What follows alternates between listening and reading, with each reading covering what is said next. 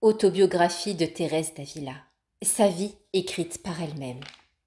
Le livre des miséricordes de Dieu. C'est ainsi que la sainte appelle le livre de sa vie. Jésus. On m'a donné l'ordre d'exposer par écrit ma méthode d'oraison et les grâces dont le Seigneur m'a favorisée. On me laisse en même temps pleine latitude pour cette relation. J'aurais bien voulu avoir la même liberté pour raconter dans tous leurs détails et leur clarté mes grands péchés et ma triste vie.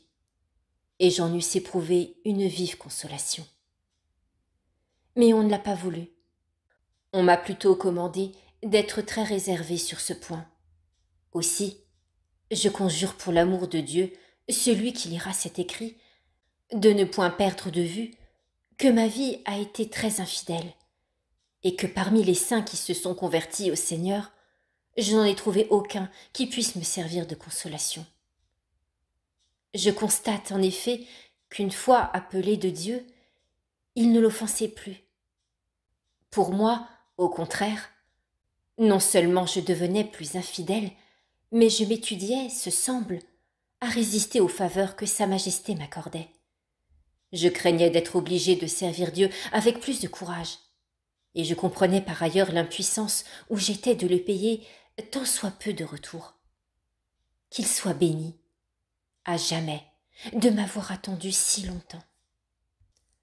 Je le supplie du fond du cœur de m'accorder la grâce de composer en toute clarté et sincérité cette relation que me demandent mes confesseurs. Il la réclame lui-même, je le sais, depuis longtemps, bien que je n'ai pas osé l'entreprendre jusqu'à ce jour. Puisse-t-elle contribuer à le glorifier et bénir? Puisse-t-elle, en outre, éclairer mes confesseurs? Me connaissant mieux désormais, ils viendront au secours de ma faiblesse et m'aideront à répondre quelque peu à mes obligations envers Dieu. Que toutes les créatures célèbrent à jamais ses louanges. Ainsi soit-il. Chapitre 1er. Où l'on montre comment le Seigneur commença à porter cette âme dès l'enfance vers la vertu, et quel secours on trouve, pour la pratiquer, dans les bons exemples des parents. J'avais des parents pieux et craignant Dieu. Cette faveur, jointe aux grâces dont le Seigneur me comblait, aurait dû suffire, si je n'avais été si misérable pour me rendre bonne. Mon père aimait à lire de bons livres, et il en avait en langue castillane à l'usage de ses enfants. Ces livres, et la sollicitude que ma mère apportait à nous faire prier Dieu, comme aussi à nous inspirer la dévotion à Notre-Dame et à plusieurs saints, commencèrent à éveiller le goût de la piété dans mon âme, vers l'âge, ce me semble, de 6 à 7 ans. J'étais secondée par l'exemple de mes parents, en qui je ne voyais d'encouragement que pour le bien. Ils possédaient en effet de grandes vertus. Mon père était très charitable pour les pauvres et plein de compassion pour les malades. Sa bonté pour les serviteurs était telle que l'on ne put jamais le décider à prendre des esclaves, tant il était peiné de leur sort. Une esclave d'un de ses frères, se trouvant chez lui par circonstance, il la traita à l'égal de ses enfants. Il éprouvait, disait-il, un chagrin extrême de ne pas la voir libre. La vérité régnait toujours dans ses paroles. On ne l'entendit jamais jurer ni médire. Il montrait une très grande austérité de mœurs. Ma mère était ornée, elle aussi, de nombreuses vertus. Elle passa toute sa vie au milieu de grandes infirmités. Sa modestie était parfaite. Malgré sa beauté, elle ne donna jamais lieu de penser qu'elle en faisait quelque cas. Lorsqu'elle mourut à 33 ans, elle avait déjà adopté la manière de se vêtir des personnes âgées. Elle possédait une grande douceur et un jugement excellent. Après avoir enduré beaucoup d'épreuves tout le cours de sa vie, elle mourut très chrétiennement. Nous étions 3 sœurs et 9 frères. Tous, par la grâce de Dieu, ont ressemblé à leurs parents dans la pratique de la vertu, excepté moi. J'étais cependant la plus aimée de mon père, et ce n'était pas, je crois, sans quelque raison, tant que mon âme n'avait pas offensé Dieu. Aussi, je ne puis que gémir quand je vois combien j'ai mal profité des bonnes inclinations que le Seigneur m'avait données. Mes frères ne me détournaient en rien du service de Dieu. Il y en avait un qui était à peu près de mon âge. Nous nous réunissions tous les deux pour lire la vie des saints. C'est celui que je chérissais le plus. Toutefois, j'avais pour tous l'amour le plus vif, et il me payait de retour. Je lisais donc les souffrances que les saintes martyres avaient endurées pour Dieu. Il me semblait qu'elles achetaient à bon compte le bonheur d'aller le posséder. Aussi, j'appelais de tous mes vœux le même genre de mort. Ce qui me guidait, ce n'était pas un amour de Dieu dont j'eusse conscience, mais le désir d'aller promptement au ciel pour y jouir de ces délices ineffables dont nos livres nous entretenaient. Nous recherchions donc, mon frère et moi, quel en serait le moyen de réaliser un tel plan. Nous prîmes le parti de nous rendre, en demandant l'aumône pour l'amour de Dieu, au pays des morts, dans l'espoir que l'on y ferait tomber nos têtes. Le Seigneur nous donnait, ce me semble, dans un âge si tendre, le courage d'accomplir notre dessein si nous en trouvions le moyen. Mais nous avions nos parents, et c'est de là, à nos yeux, que venait le plus grand des obstacles. Nous étions profondément impressionnés quand nous lisions dans nos livres que les châtiments, comme les récompenses, devaient durer toujours. Il nous arrivait de nous entretenir très fréquemment de cette pensée.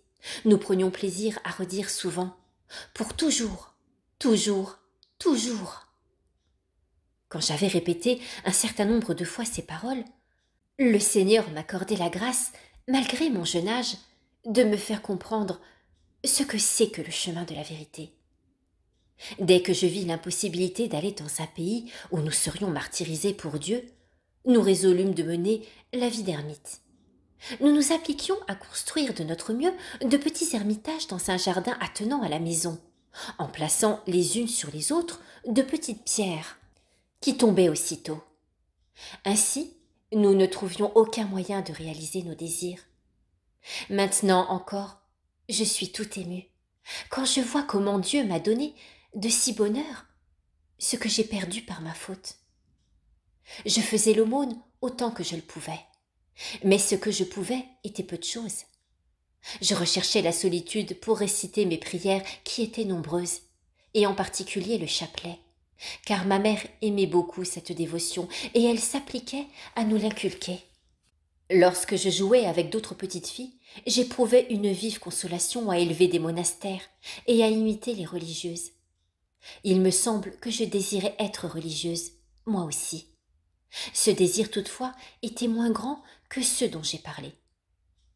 À l'époque où mourut ma mère, j'avais, je m'en souviens, près de 12 ans.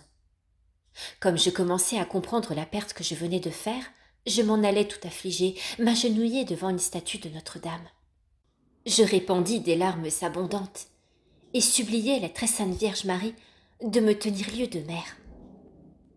Il me semble que ma prière, bien que faite avec simplicité, fut accueillie favorablement, car il est bien clair que j'ai trouvé un secours près de cette Vierge souveraine chaque fois que je me suis recommandée à elle.